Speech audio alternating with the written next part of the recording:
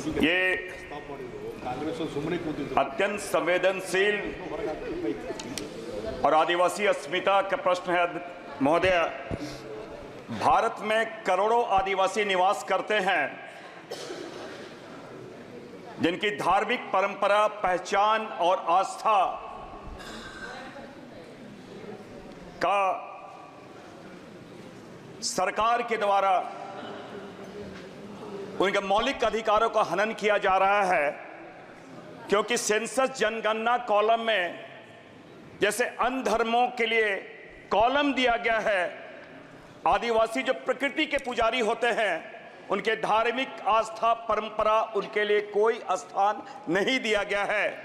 एक तरफ तो सरकार जंगली जानवर, बाघ, शेरों की गिनती करती है, लेकिन आदिवासियों की धार्मिक पहचान जो प्रकृति के पुजारी है उनकी गणना नहीं करती है।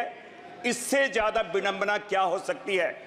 इसलिए आपके माध्यम से देश के सर्वोच्च पंचायत में मैं आसन से निवेदन करता हूं कि आदिवासियों की धार्मिक पहचान, उनकी अस्मिता की रक्षार्थ जनगणना कॉलम में सरना धर्म कोड अंकित की जाए।